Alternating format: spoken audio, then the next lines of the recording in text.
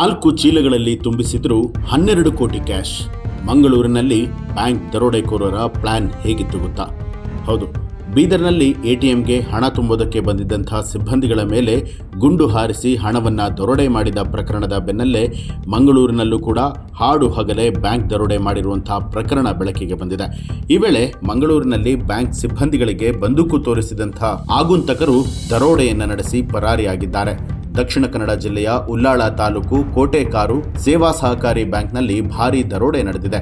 ಹಾಡು ಹಗಲೇ ಫಿಯೆಟ್ ಕಾರ್ನಲ್ಲಿ ಬಂದಂಥ 5 ಮಂದಿ ದರೋಡೆಕೋರರ ತಂಡ ಬಂದೂಕನ್ನು ತೋರಿಸಿ ದರೋಡೆಯನ್ನು ನಡೆಸಿದ್ದಾರೆ. ಆ ಬಳಿಕ ಚಿನ್ನ, ಒಡವೆ, ನಗದುಗಳನ್ನು ದೋಚಿ ಮಂಗಳೂರು ಕಡೆಗೆ ಪರಾರಿಯಾಗಿದ್ದಾರೆ. ಘಟನೆಯ ಬಗ್ಗೆ ಮಾಹಿತಿ ಪಡೆದಂತಹ ಪೊಲೀಸರು ತಕ್ಷಣ ಸ್ಥಳಕ್ಕೆ ದೌಡಾಯಿಸಿ ತನಿಖೆಯನ್ನು ಶುರು ಮಾಡಿದ್ದಾರೆ.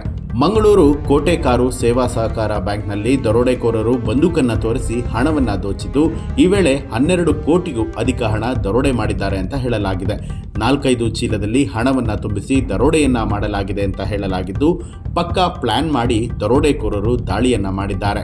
ಮಂಗಳೂರಿನಲ್ಲಿ ಸಿಎಂ ಕಾರ್ಯಕ್ರಮದ ಹಿನ್ನೆಲೆ ನಗರದಲ್ಲಿ ಪೊಲೀಸರಿಂದ ಹೆಚ್ಚಿನ ಭದ್ರತೆಯನ್ನು ಕೂಡ ಕೊಡಲಾಗಿತ್ತು.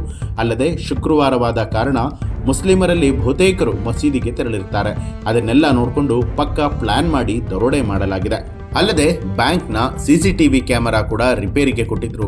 ಈ ಎಲ್ಲ ವಿಷಯಗಳನ್ನು ಗಮನದಲ್ಲಿ ಇಟ್ಕೊಂಡು ಬ್ಯಾಂಕ್ ಸಿಬ್ಬಂದಿಗಳ ಮೇಲೆ ಅನುಮಾನವನ್ನು ವ್ಯಕ್ತಪಡಿಸ್ತಾ ಇದ್ದಾರೆ ಅಂತಲೂ ಕೂಡ ಗೊತ್ತಾಗಿದೆ. ಇನ್ನು 5 ವರ್ಷಗಳ ಹಿಂದೆಯೂ ಕೂಡ ಇದೇ ಬ್ಯಾಂಕ್ನಲ್ಲಿ ಕಳ್ಳತನ ಆಗಿತ್ತು. ಈ ಬಾರಿ ಗನ್, ತಲ್ವಾರ್, ಚಾಕು ತೋರಿಸಿ ದರೋಡೆಯನ್ನು ಮಾಡಿದ್ದಾರೆ.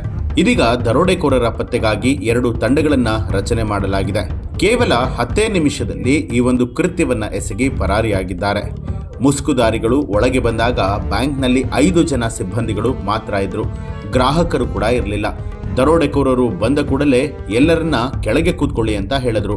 ಅಲ್ಲದೆ ಲಾಕರ್ ಕೀಯನ್ನು ಕೊಡುವಂತೆ ಕೇಳಿದ್ರು. ಮ್ಯಾನೇಜರ್ ಅದೇ ತಾನೇ ಬಂದಿದ್ದರಿಂದ ಲಾಕರ್ ಕೂಡ ಓಪನ್ ಆಗಿತ್ತು. ಈ ವೇಳೆ ಹಣ, ಚಿನ್ನಾಭರಣವನ್ನು ದೋಚಿದ್ದಾರೆ. ಸುಮಾರು 10 ನಿಮಿಷದಲ್ಲಿ ಈ ಒಂದು ಕೃತ್ಯವನ್ನು ಎಸಗಿ ಪರಾರಿಯಾಗಿದ್ದಾರೆ.